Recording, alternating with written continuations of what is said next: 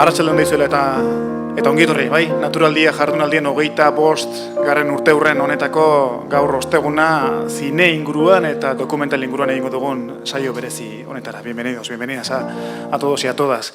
Todos y todas, que tal y como habéis visto en la anterior, vamos a llamarlo así, diapositiva digital que teníamos aquí, son más de 800 personas las que han participado durante estos 25 años, estas 25 ediciones, tanto de Zumardi como de Naturaldia, en estas jornadas, y el agradecimiento a todos ellos. Para empezar, el agradecimiento también contiguo al Ayuntamiento de Tolosa y a la Diputación Foral de Guipúzcoa por hacer posible estas jornadas un año más.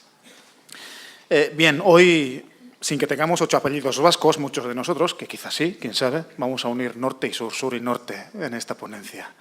Aparte, dejando aparte las gracias banales, vamos a unir, por una parte, el Guadalquivir, con 3 espacios naturales que nos va a dar a conocer, y aparte de ello también sonidos increíbles, desconocidos muchos de ellos, y a su vez también la naturaleza en estado puro, a través de un documental premiado y que tiene un gran renombre, sobre todo en lo que es la cinematografía española. Antes de esa obra del 2013 vamos a conocer una especie de embrión de documental. Un documental que está en camino, que está en progreso y que antes de ello ya ha tenido un libro. Estoy hablando de Jaizkibel Amarri, de cuyo proyecto se presentó un libro en la pasada edición de la Durangoko Azoka, el pasado noviembre, y que ese libro, según ya me ha sido comentado, también ya está a punto de agotarse en su primera edición, y entonces ya se está proyectando una segunda edición. Un libro que es la antesala, el anteproyecto, vamos a decirlo así, de un documental que bien se puede parecer al gran documental, al largometraje que vamos a ver hoy aquí, que es Guadalquivir. Jaizkibel Amarri. ¿Qué es Jaizkibel Amarri? Bien, pues para ello os presento hoy aquí a su coordinador, al coordinador del proyecto, a José Manuel Cortizo. José Manuel Cortizo, que al ser el coordinador del proyecto también fue el coautor del libro en sí. Y José Manuel, arratsaldeon, ha sido tú quien me ha reconocido que el libro ya en sí tuvo un éxito total, con lo que supongo que ya este título, este epígrafe, Amarri, Jaizkibel Ulia 2016, viene ya con un éxito garantizado, vamos a decirlo así. Preséntanos qué es el proyecto y cuéntanos. Bueno, arratsaldeon. Bueno, muchas gracias a la organización, muchas gracias a todos bueno, por estar aquí, y sobre todo porque podamos disfrutar entre todos pues del trabajo que vamos a ver, de un trabajo excepcional. Yo creo que por lo que hemos visto un poco en Internet, y yo he venido aquí sobre todo por intentar aprender, y eso, nosotros estamos en un proyecto de mucho más amateur, mucho más de gente que estamos poniendo todo el corazón, pero que no, pues casi sin recursos. De hecho, el libro, nosotros empezamos haciendo el documental y colaborando amigos, gente que nos hemos ido conociendo en el camino, y de repente nos dimos cuenta de que había un montón de gente enamorada de un espacio natural. Aquí, bueno, en Tolosa, sabéis, no vamos a competir con el Chindoki, no vamos a competir con los espacios que tenéis, pero la verdad es que Jaizkibel es una joya. Y es una joya, y es de un valor increíble en muchos aspectos. O sea, a nivel geológico tiene unos valores excepcionales. Luego, a nivel de biodiversidad, bueno, estamos hablando, es un espacio que está en la red europea Natura 2000, y nosotros, gente cercana allí, gente que estábamos viendo un poco, sobre todo motivados por en aquel momento la amenaza importante que había sobre el espacio, que era el proyecto del puerto exterior. Entonces, a nosotros eso nos motivó a decir: es increíble que este espacio no se conozcan los valores, no se conozca la biodiversidad, la geodiversidad que hay allí, que hay metida en este pequeño monte. Y entonces empezamos a hacer un documental, y nos dimos cuenta que, claro, que si lo queríamos hacer a un nivel un poco profesional, pues teníamos que cambiar el chip, teníamos que ir a a equipos más profesionales, a cámaras, a tema de sonido, intentarlo lo más profesional posible para que tuviera el mayor alcance.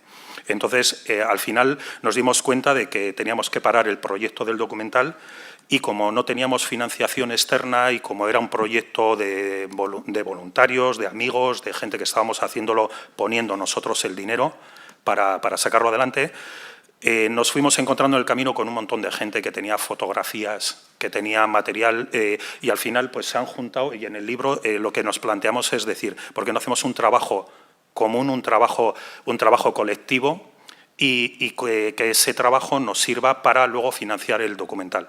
Entonces sacamos este libro. Sacamos este libro, que es un libro que está en 3 idiomas, en castellano, en euskera, en francés.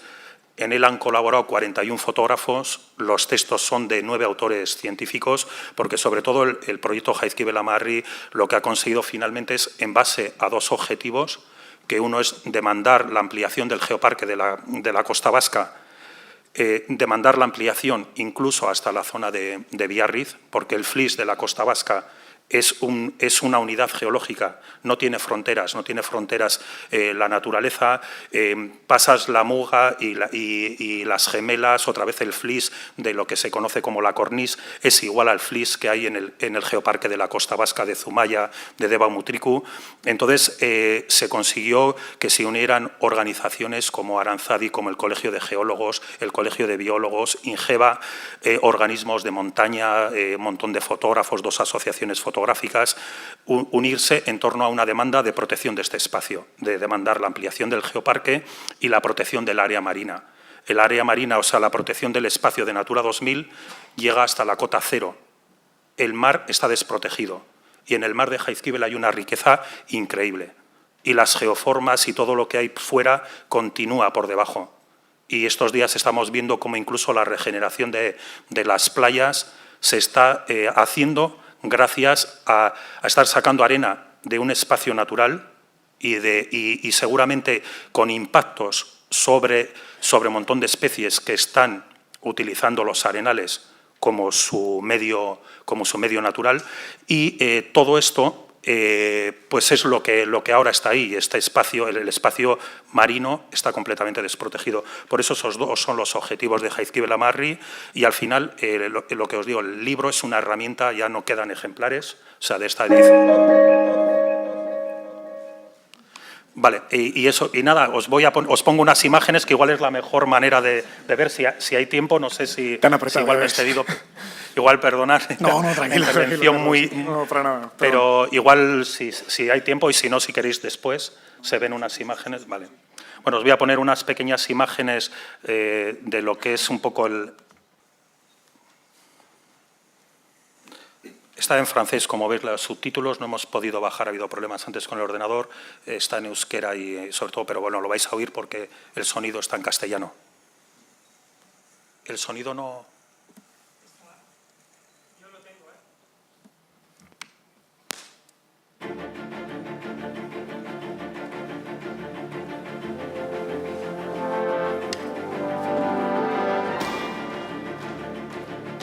Los paramudras, hemos dicho, son las concreciones que se hacen alrededor de los madrigueros, de los gusanos.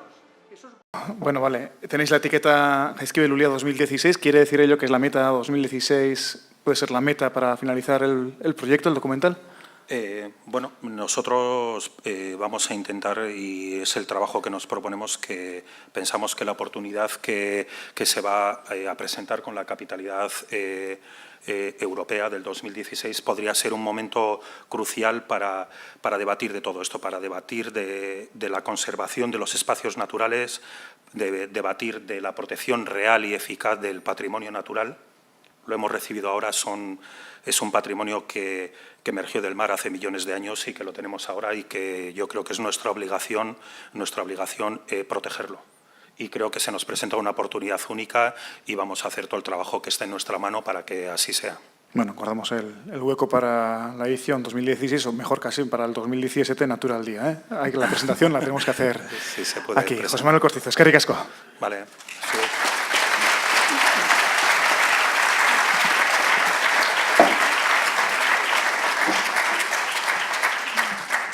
Bien, pues la que José Manuel también baja del estrado, aprovecho para llamar a nuestro siguiente protagonista hoy aquí y el que nos va a presentar el documental Guadalquivir, nada más y nada menos que su responsable de sonido, tanto antes y en la producción, Carlos Deita. Un guitarra, Carlos, un aplauso.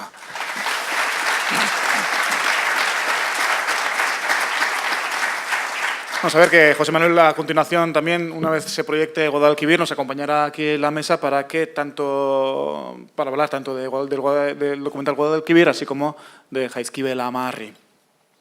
Bien, este documental es un documental de duración de 88 minutos, dirigido por Joaquín Gutiérrez Hacha, con guión de Fernando López Mirones, con música de Pablo Martínez Caminero y narración de Estrella Morente. Tal y como estaba reseñando, Carlos Deita ha sido el responsable de sonido, tal y como lo ha sido en muchas cantidad, infinidad de otras obras, de otras producciones, muchos largos, entre ellos Mustang, The Lost Kingdom, Entre Lobos, Wilaya, 14 kilómetros, La Gran Final, El Nacimiento de una Pasión, Eyenge, El Dios del Sueño, Historias de las Montañas de la Bruma y técnico de sonido directo, también en cantidad de documentales, en más de 180 programas documentales.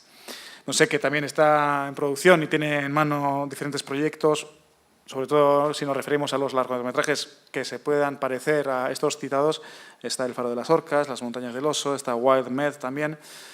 Pues toda una eminencia que en su día también tuvo una nominación a los premios Emmy en el 2016 a cargo de National Geographic en la sección News and Documentary. Bien, Carlos Deita, que nos acompaña hoy, te tenemos que agradecer, evidentemente, el haber acudido a nuestra llamada para que nos presentes esta joya, porque me parece que ya para empezar la podemos llamar así, ¿no? Esta joya sureña que nos lleva al sur, que nos lleva a esos espacios naturales, al Cazorla, al Sierra Morena, a Doñana, Guadalquivir. Bienvenido. Pues bien hallado, muchas gracias. Gracias por haberme invitado y por poder estar aquí un rato. Antes de hablar de Guadalquivir, quería decir que viendo esas imágenes de Jaizkibel, yo soy sonidista y no puedo dejar de ver sonidos por todas partes, ¿no? Me ha parecido que, aparte del sonido del mar, esos paisajes llenos de aristas, de piedras, de rocas de todas las formas, con todas las tipos de líneas, tiene que haber una variedad. El viento tiene que sonar con una variedad apabullante en ese lugar, ¿no? Estoy seguro que Jaizkibel se cuenta muy bien a sí mismo, por el sonido de sus vientos, ¿no? O sea que me encantará colaborar con vosotros en ese documental que seguro que va a ser un éxito. Bueno, Guadalquivir es no solo es un documental, Guadalquivir es el primer largo documental para cine de naturaleza que se ha rodado en España desde el año 66, que hizo uno Rodríguez de la Fuente, para cine, ¿no? Documentales ha habido muchos, pero documentales de naturaleza para cine solamente ha habido aquel y de momento este. Es un largo de 1 hora y media, y ha supuesto una apuesta muy importante por parte de la productora Wanda Films y de Wanda Natura y de Vitis Documentales para hacerlo, pero los resultados yo creo que merecen la pena porque el cine, a diferencia de la televisión, aporta muchísimo a cualquier obra audiovisual. Me refiero a una sala de cine, no solamente el cine como algo abstracto, ¿no? ¿Qué aporta? Bueno, el espectador que va al cine va con un talante distinto, va dispuesto a ver algo diferente, va dispuesto a que le cuenten algo distinto. Y entonces la narración de un documental de naturaleza, cuando es para una sala cinematográfica, ha de plantearse necesariamente de una forma muy diferente. En televisión prima sobre todo posiblemente la espectacularidad de las imágenes, el contenido informativo, la locución en televisión es muy importante porque es lo que sostiene la urdimbre narrativa, pero en el cine, insisto, el espectador de cine va a ver otra cosa o va a oír otra cosa. Entonces, cuando te planteas un documental para una sala grande como esta, o más grande incluso, los términos cambian mucho. ¿En qué cambia? Bueno, hay que buscar más pulsar las notas emotivas del espectador, hay que buscar mucho quizá lo que ya conoce, pulsar el recuerdo, pulsar las emociones. La música es diferente, la narración no es tan importante, aunque lo es, y por lo que a mí respecta, el sonido cobra una importancia fundamental. La banda sonora de una película casi se puede entender solamente escuchándola, o sea, debería ser así, ¿no? Y más una película que no tiene diálogos, evidentemente. La banda sonora de un documental como este, la banda sonora me refiero, una pequeña aclaración, solemos entender por banda sonora la música de una película, y esto es un gran error. La banda sonora de una película es todo lo que suena dentro de una película, ¿no? Y en el caso de Guadalquivir hay, digamos, dos bandas sonoras, la musical, la clásica, la convencional, una orquesta que toca y suena de maravilla, pero luego está la banda sonora de la naturaleza que habla por sí sola. Y al ser una película larga, te puedes permitir que el sonido de los animales, el sonido de los paisajes, el paisaje sonoro, se desarrolle y funcione por sí solo. Guadalquivir, como todos sabéis, es un río que vertebra perfectamente Andalucía, nace en un extremo de Andalucía, de hecho nace prácticamente en la frontera andaluza hacia el este y se diluye donde se pierde Andalucía hacia el sur, en el Atlántico, en Doñana, en las marismas del Guadalquivir. Guadalquivir atraviesa, por tanto, la comunidad andaluza entera, la define como pocas cosas definen una comunidad autónoma, como es este río, y atraviesa básicamente en 800 kilómetros de longitud 3 grandes espacios naturales. En estos 3 grandes espacios el río suena de una manera muy distinta. Esta película tiene, por tanto, digamos, 2 hilos conductores. Uno es el propio río, el río que fluye, que va aguas abajo, y otro es el paso de las estaciones. La película empieza brevemente en Doñana, en una época indefinida, quizá en primavera, en las marismas de Guadalquivir, en la desembocadura del río, pero enseguida salta y se va a donde nace, se va a las nubes y se va a la tierra de Cazorla. Y en Cazorla, Guadalquivir, el paisaje del río es un paisaje agreste, el río se despeña, es joven, suena mucho, todo es muy vivo, todo va muy deprisa, todo va aguas abajo a gran velocidad. El sonido es estridente, el agua chisporrotea, y estamos en otoño, es el territorio del águila real, es el territorio del ciervo, el territorio de las cabras monteses. Y pasamos por ahí justo en el momento en que se desarrolla el gran acontecimiento sonoro, por lo menos, de la naturaleza ibérica, que es la berrea del ciervo, en mes de septiembre-octubre, ¿no? El río sigue fluyendo, abandona la sierra de Cazorla, serpentea por los olivares de Jaén y llega enseguida al segundo gran espacio natural, que es el núcleo central de la película, que es Sierra Morena. Sierra Morena, llegamos allí justo cuando empiezan los fríos, que es lo mismo que decir cuando llegan las grullas, y todo el paisaje sonoro está inundado por los trompeteos de las grullas. El resto es silencio y vacío. Pero Sierra Morena es un espacio muy peculiar en la geografía andaluza. Es un espacio, si Cazorla era un espacio de grandes pendientes, Sierra Morena es un territorio de lomas, totalmente parcelado porque es un territorio dedicado a la caza. La facies del paisaje de Sierra Morena son los vallados, los territorios vallados con rebaños de ungulados, de ciervos, digamos, dedicados a la caza. Y Guadalquivir se detiene en esto en 2 episodios. Se detiene en la cacería, en la montería, de una manera neutra, escéptica, lo mira, lo describe y que cada cual lo valore, y en sus consecuencias inmediatas, que son la gran proliferación de aves carroñeras, de buitres, leonados, negros y alimoches, ¿no? De ahí seguimos bajando aguas abajo, la temporada avanza, es de noche, llega la primavera, pasamos por una serie de ciudades, dejamos atrás Sevilla y por fin el Guadalquivir llega al final, llega a las marismas, donde se frena el agua, se diluye por completo en una planicie inmensa, ya no es un río, tampoco es un mar, no es un lago, es un barrizal, es un enorme estanque y paradójicamente cuando el agua se para, la vida empieza a rebullir. Y la banda sonora de Guadalquivir en ese momento, las dos, la música y la natural, sube de tono y empieza a sonar de una manera que yo creo que casi se podrían cerrar los ojos, si no fuera por no hacerle un feo a mi compañero, el cámara, Joaquín Gutiérrez Hacha, ¿no? Bien, Guadalquivir acaba ahí, la vida sigue, el mar sigue corriendo aguas abajo, pero hemos tenido durante todo este viaje un tercer hilo conductor, hablaba de que había 2. En un momento determinado, como una especie de guiño narrativo, se incorpora un zorro que evidentemente es un zorro adiestrado, porque viaja con nosotros desde que los ciervos berrean en Cazorla, pasa por Sierra Morena, cruza Sevilla, cruza Córdoba y para en las marismas donde tiene sí, en cierto modo sí que desemboca, ya lo veréis, ¿no? El zorro es un recurso narrativo, no es más que, por decirlo de alguna manera, el recurso utilizado por Joaquín Gutiérrez Hacha, el director de la película, director y guionista, para humanizar, y permítaseme un poco la impertinencia, el zorro sirve para humanizar la mirada sobre los paisajes apabullantes por los que pasa el río.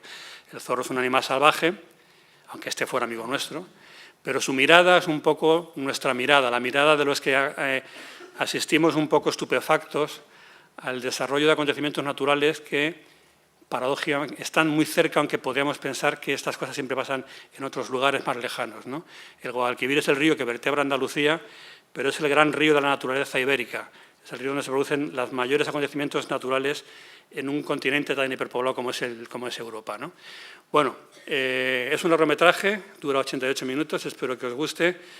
Y al final de él, pues si no habéis quedado muy cansados, podríamos debatir un poco. Muchas gracias.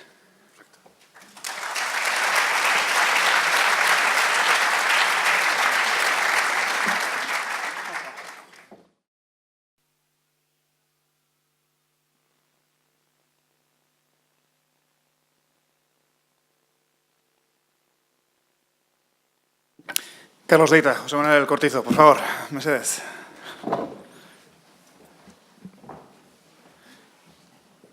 Bueno, nik bravo esango izet biai, txalo horrekin hartuko ditugu hemen, Mercedes.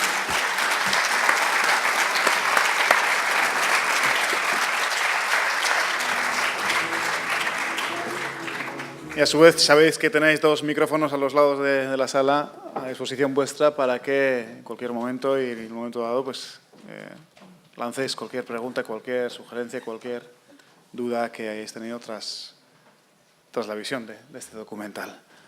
Y para empezar, y para romper el hielo, Carlos, evidentemente el making of es lo que más me interesa aquí.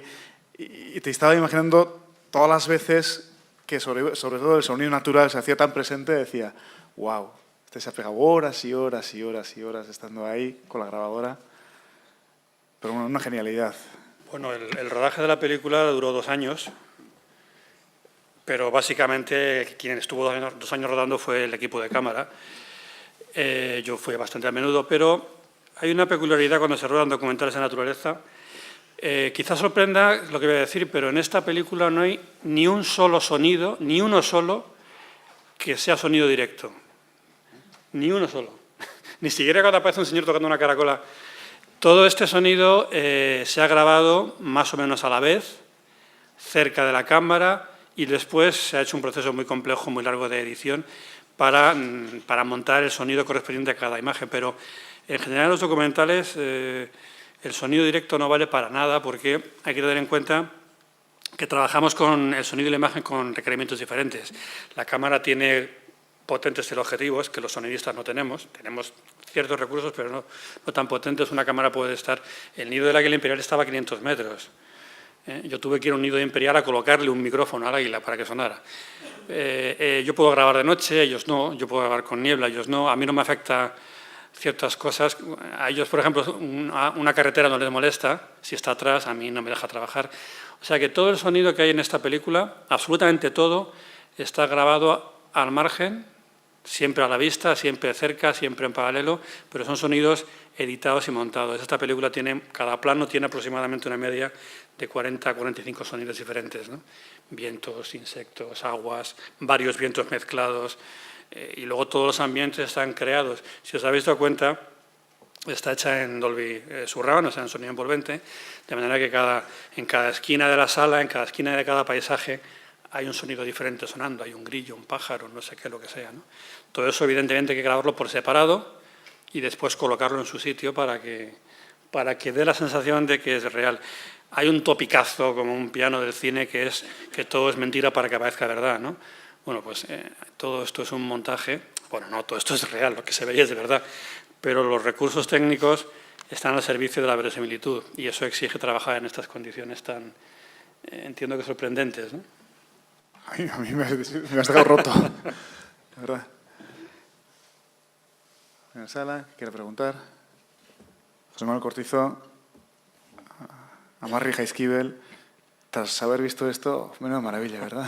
¿Qué te parece? Bueno, lo primero que me ha parecido, que me he quedado todavía, cuando él ha dicho que igual incluso nos ayudaba algo, lo primero me he quedado sorprendido porque... Toma nota, ¿eh? Eso se anota lo bien, de esa que lo persona, firme o ahí. que nos pudiera un poco, solamente aunque sea asesorar un poco, porque como bien él ha dicho, por lo menos en el patrimonio natural que nosotros tenemos aquí, el mar, el viento, todo eso tiene un potencial increíble.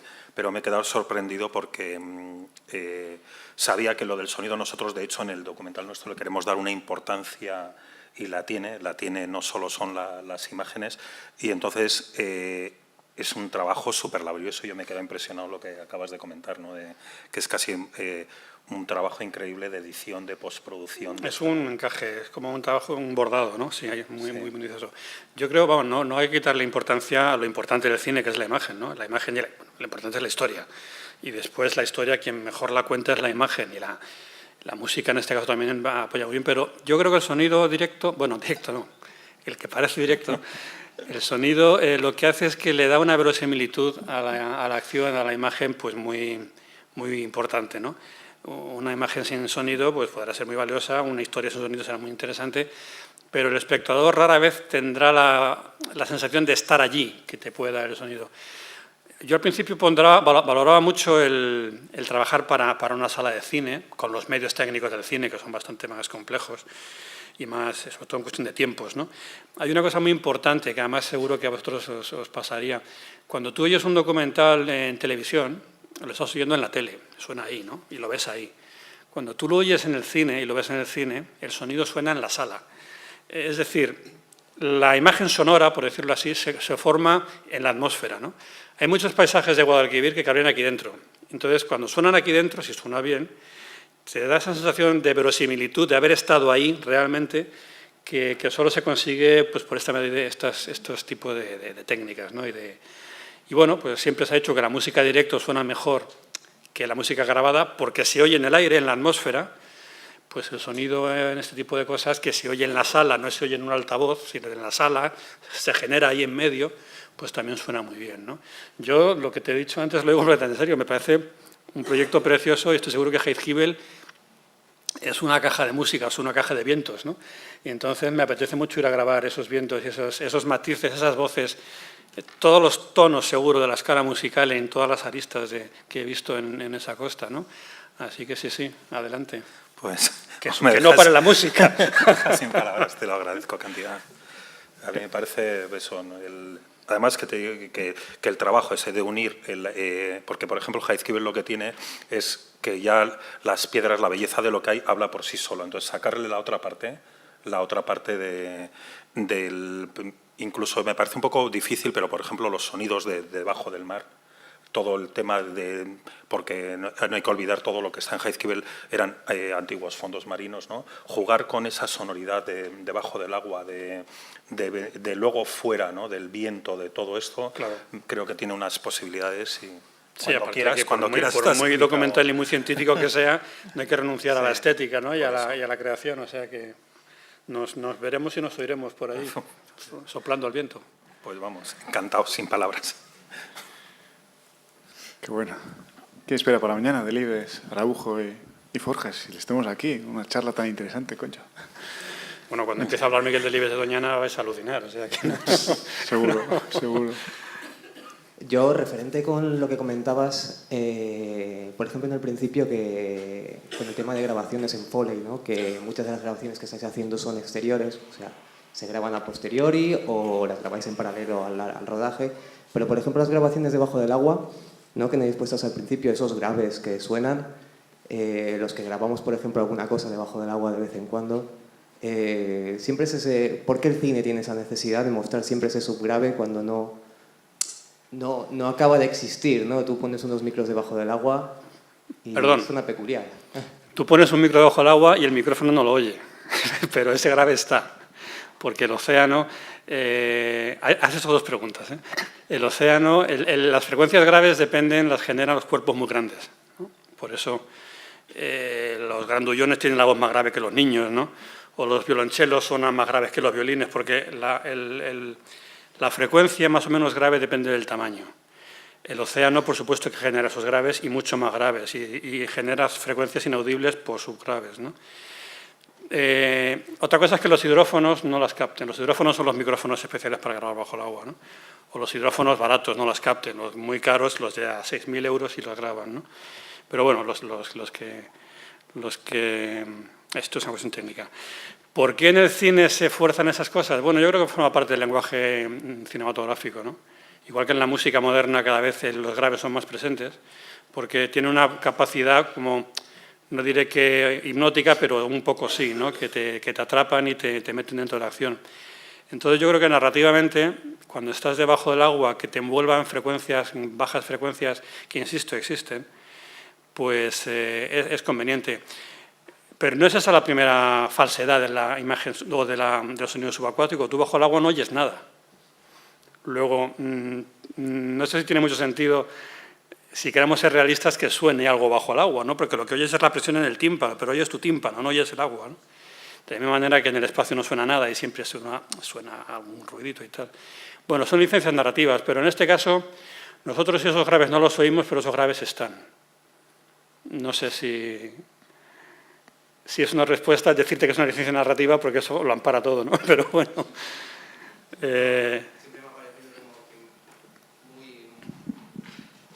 Siempre me ha parecido como que en el cine siempre hay esa necesidad de darle sonido al fondo del mar, y el fondo del mar al final suenan cosas que no sabemos tampoco ni reconocer, ¿no?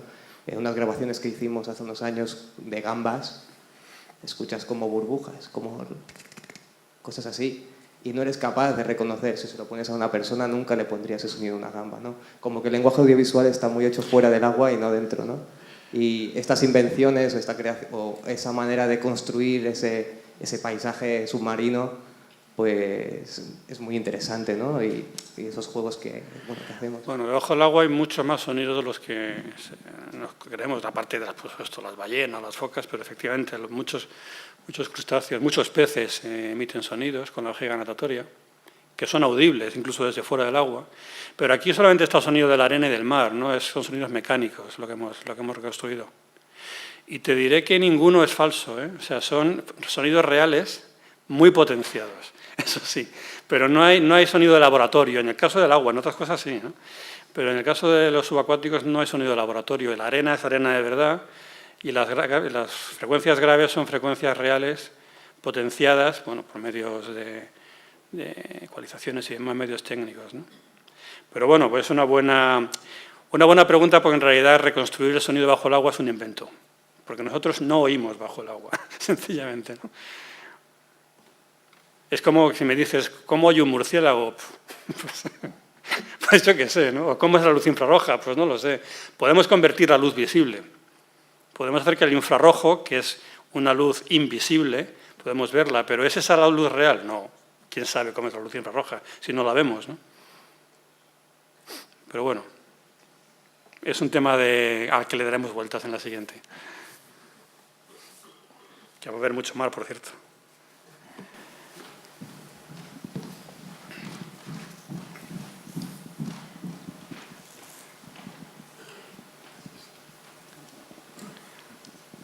Bueno, enhorabuena. Muchas gracias. Entonces, cuando has presentado la película, has destacado 3 zonas importantes, ¿no? Sí, tres ámbitos, tres espacios naturales. Sí. ¿Sí? Entonces, no, yo te diría a ver si, quizá no en esta, pero había posibilidad de meter algo de cartografía o de mapas para que la gente que vaya viendo, porque a veces donde se va a proyectar esta película igual tú no estás. No sé, digo yo, ¿no? Sí, bueno. No voy aquí ahora a hacer una película nueva, pero creo que para seguir un poco por donde discurre el Guadalquivir, y sabiendo, bueno, que hay una cartografía y unas, bueno, películas tomadas por avión, o lo que sea, podría contribuir a un conocimiento más profundo de lo que estáis presentando. Puede ser, sí. Sería un producto distinto, en realidad sería más didáctico, más geográfico, ¿no? Sí. De hecho, no es cosa mía, esto depende de la producción, ¿no? Sí que se pensó en ello y se prepararon algunos mapas. Hay infografía, cartografía CGI digitalizada, casi como si fueran imágenes de satélite. Pero bueno, al final se descartó primero era muy caro, es tremendamente caro, pero no fue esa la razón. Se descartó porque se quería hacer un viaje, por decirlo así, fluido, ¿no? No era una lección de geografía ni de paisajismo, sino que era una narración natural que podía ser Guadalquivir como podía haber sido el río el Duero, el Amazonas o cualquier otro río, ¿no? Pero bueno, ese sería un producto muy distinto. Sería, y esto está dentro de la elección del director, ¿no? Sería un producto muy diferente porque sería quizá algo más dirigido también al turismo. Pues posiblemente la Consejería de Turismo de la Junta de Andalucía habría preferido eso porque habría sido un reclamo turístico para esto se está viendo en el extranjero, por ejemplo, ¿no? Entonces podría haber sido más eficaz como reclamo turístico de Andalucía. Pero bueno, la película está así, hay una introducción aparentemente desde el espacio, eso es una reconstrucción infográfica en ordenador, que se ve primero la Tierra, luego el sur de Europa y el sur de la península, y así ha quedado. Pero bueno, ahora estamos en la fase de producción de la siguiente, en toda la cordillera cantábrica, y pues les comentaré a los productores que el público a veces reclama. Estas citas son muy interesantes porque pulsas lo que piensa la gente, ¿no? Y palabra, el lunes me voy para Asturias, que estamos intentando grabar Urogallos, y se lo comentaré a Joaquín, al director y al productor.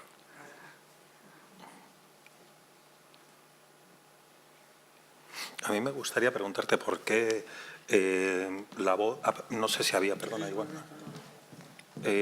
Si la voz de Estrella Morente, de la narración, el que sea una voz femenina, el buscar, ¿eso surgió así como muy fácilmente o tuvisteis algún planteamiento, la diferencia entre meter un narrador? Bueno, vamos a ver, esta película tiene que diferenciarse de alguna manera de un documental convencional de televisión, ¿no? De hecho, hay una versión de 1 hora para televisión, pero es que solamente se ha hecho en inglés y en alemán, porque se ha emitido en Austria y en Alemania. Pero lo que teníamos muy claro es que había que hacer un producto distinto a un documental de la 2, ¿no? Un documental de televisión, que tiene que tener ingredientes diferentes. No solamente que la duración fuera mayor o que el montaje fuera un poco distinto, sino que tenía que haber cosas muy distintas. Una de ellas es la música, por ejemplo. La música de Guadalquivir, de la película, no es una música convencional de documental, es una música cinematográfica, es una música de gran orquesta con momentos muy emotivos, música incidental que acompaña mucho la acción, pero es una música de cine, aunque haya toques de flamenco, pero es una música de cine, puramente cinematográfica, ¿no?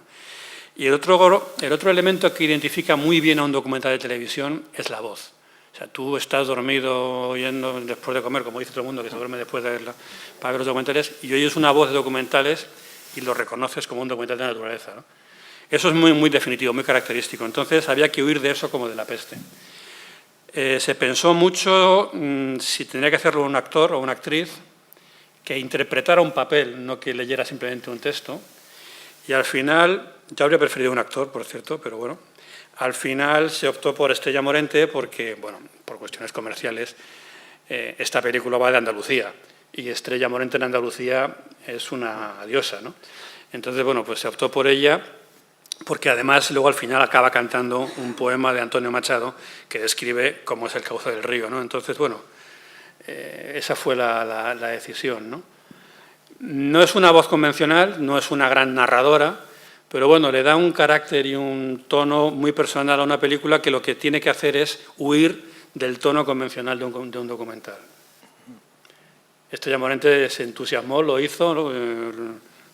Quería insistir, quería decir más cosas, acabó cantando la copla y la presentó en Sevilla. O sea que al final la apuesta de la productora porque una estrella, de la canción lo hiciera, pues funcionó muy bien, ¿no? Y además es una mujer encantadora. Tenemos aquí otra pregunta. No, te quería comentar que me llama la atención, bueno, habrá probablemente más, pero he detectado las 4 capas de historias que hay, la del río, la de Andalucía, la de cada uno de los animales o plantas que filmáis a lo largo de la película y la del zorro, ¿no?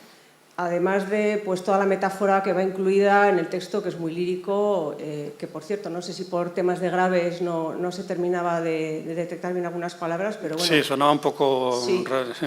Estaban saturados los graves. No sé, me ha recordado pinceladas, me ha recordado a veces al oso, a veces me ha recordado a una serie que había en mi niñez sobre los ríos de España, que bajaba por todos los ríos relatando, no sé, me he encontrado con pinceladas. Pero después de todo esto te quería comentar que me ha gustado que al final es honesta en tanto en cuanto a que es un documental de naturaleza. O sea, con imágenes mucho menos trabajadas desde el punto de vista faunístico, hubiese sacado un producto muy comercial y muy interesante también, pero desde el punto de vista de lo que es la reivindicación de la fauna y de la flora que rodea todo ese río, pues me parece que habéis dado con la dosis justa de la mezcla de los elementos, porque ahí yo creo que pues sin quererte pues hay una película turística u otra cosa completamente distinta. Y en ese sentido me parece una pequeña obra de arte, por lo calidoscópica que es, pero pues porque al final opta por contar cosas de naturaleza. Bueno, eso es un principio irrenunciable, ¿no? Quizá, pues, te agradezco lo que dices porque me parece que es muy satisfactorio, ¿no? Pero esta película no surge de un encargo, no surge de una campaña. Esta película tiene una historia muy complicada, muy rara y muy enrevesada, y surge de la voluntad de una persona de hacer un gran documental sobre el río Guadalquivir, primero sobre Doñana, y lo hace extensivo al Guadalquivir, ¿no? Que es Joaquín Gutiérrez Hacha. Entonces es una peli de un naturalista hecha para el público naturalista de los documentales de televisión, de los que no se duermen viendo los documentales de la 2, ¿no? Sino de los que consumimos eso. Lo que pasa es que luego aparece una serie de factores, de personas, de productores y tal, que la convierten en un largometraje para cine, pero no pierde su espíritu. Su espíritu es un documental de naturaleza puro y duro, de la naturaleza sin adornos y ya se adorna sola, ¿no? Y sin tapar nada, ¿no? Y sin venderse a nadie. No se ha vendido a los de turismo, no se ha vendido a nadie, ¿no? En ese sentido, me parece que tu comentario me parece muy satisfactorio porque detecta la intención, que es hacer naturaleza pura y dura, sin más. Otra cosa es que luego los circuitos comerciales y tal te metas en otras órbitas y demás, pero el producto es un grupo de naturalistas, 5 o 6 naturalistas, en el campo rodando lo que nos apasiona, ¿no? Y con la suerte de encontrar a unos que lo pagan y te permiten hacer esto, claro, porque hacer una peli para el cine es mucho más cara que hacer un documental de televisión.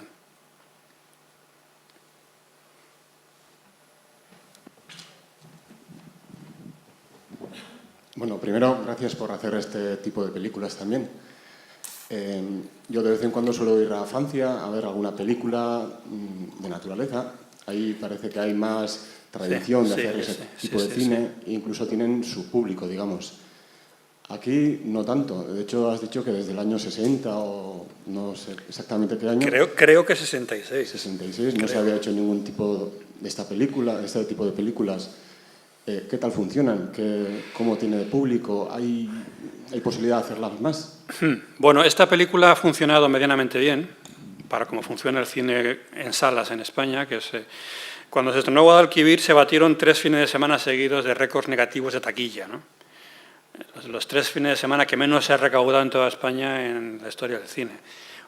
O en los últimos 30 años, desde cuando hay... O sea que muy bien no pudo ir.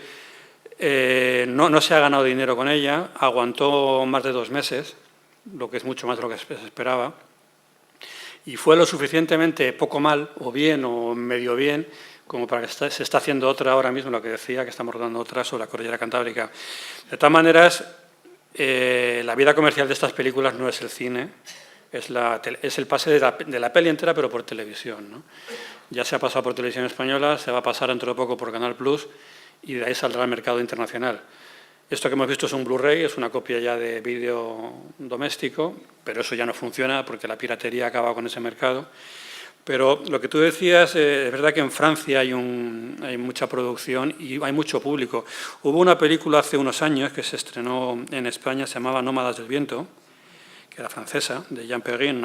Para mí el mejor documental que yo he visto en mi vida de naturaleza, aunque es muy discutido porque era un planteamiento muy extraño. Y aquí, que lo distribuyó Wanda, la misma productora que ha hecho esta, aquí funcionó mal. Aquí perdieron mucho dinero y en Francia fue el gran éxito comercial del año, ¿no? Fueron millones de espectadores a verla a los cines, era una preciosidad. Pero era un documental, sí que era puro y duro naturaleza porque no había ni texto, o sea, aquello era aves volando, aves volando, aves volando y durante hora y media, ¿no? Y era bellísima, es la cosa más bonita que yo he visto nunca, ¿no? No, aquí, curiosamente, los documentales funcionan muy bien en televisión, pero no hay un hábito, no hay un público que vaya al cine, pero ni para esto ni para casi nada. O sea, el cine, las salas de cine están de capa caída y la exhibición comercial de películas, pues salvo de un pelotazo de vez en cuando, como 8 apellidos vascos o no sé qué, pues producir en España es llorar y sufrir, ¿no? Se pierde. Insisto, esta peli, su vida comercial será otra, no será las salas de cine. También es verdad que esto es más barato que una película normal. Entonces, bueno, pues vaya lo uno por lo otro, ¿no? Se puede rodar con, aunque es caro, pero aquí no hay que pagarle un caché astronómico al lince ni al águila. Entonces, pues se puede dedicar, todo el dinero de un documental se puede dedicar al rodaje. El dinero de una película se dedica a pagar a las estrellas y luego con lo que queda se rueda, ¿no? Bueno, tampoco es así, pero en gran parte sí.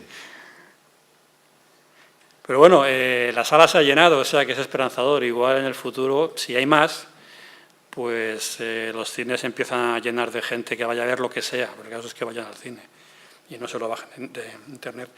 Se ve mucho mejor en las salas que en tu casa, pero bueno.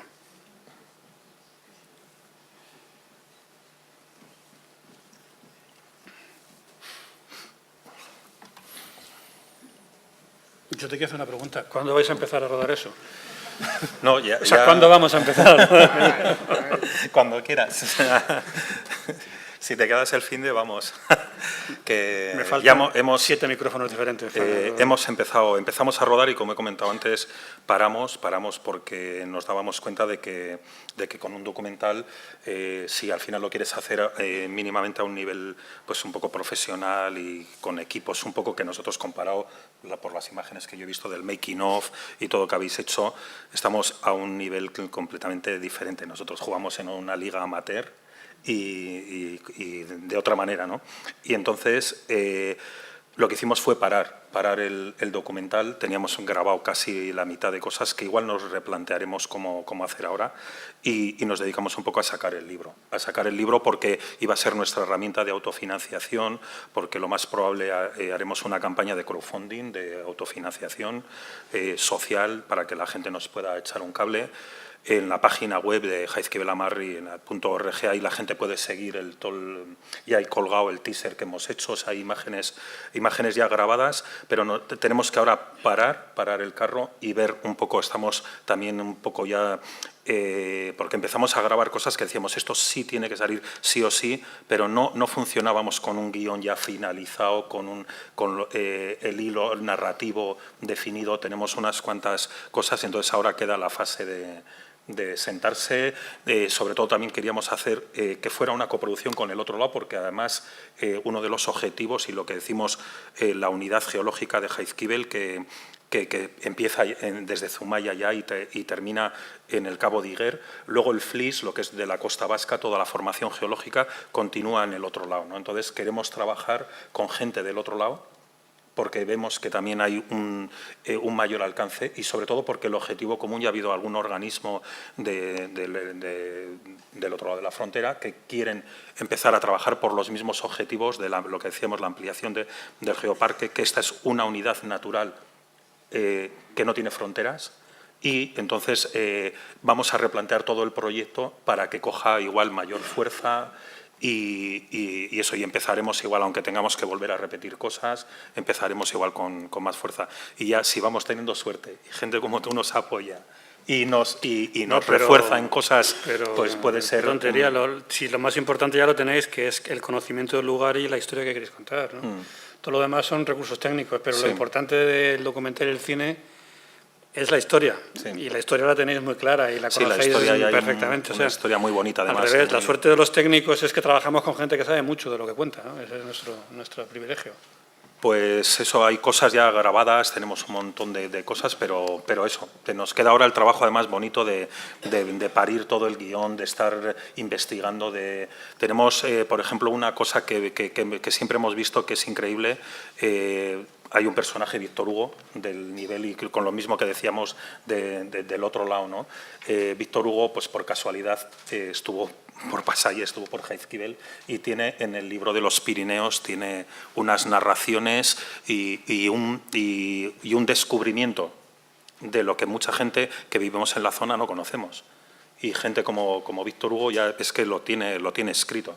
Entonces ahora nos queda un poco hacer que la perspectiva de 100 años, además. Y te da una perspectiva de él estuvo en 1843 y entonces, y con todo la parte un poco poética, la parte, porque no solo la parte científica, también queríamos huir mucho, estamos replanteándonos si meter entrevistas, no meter entrevistas, porque ves que, pero como también hay otras herramientas como internet o como puedes hacer productos complementarios que no tienen por qué igual salir, que a mí me gusta mucho más un documental como el que habéis hecho vosotros, menos chapa, menos científico en el plan, que también es importante que lo científico está como detrás, está detrás de otra manera de contar la historia.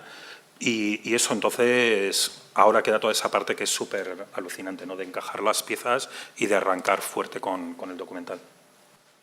Xole, ¿a qué sociedad toca hoy? Estos a la cena van con muchas ganas, además. Bien, pues con todo, Carlos Deita, José Manuel Cortizo, todo un placer realmente. Eskerrik asko, bihotze. Gracias.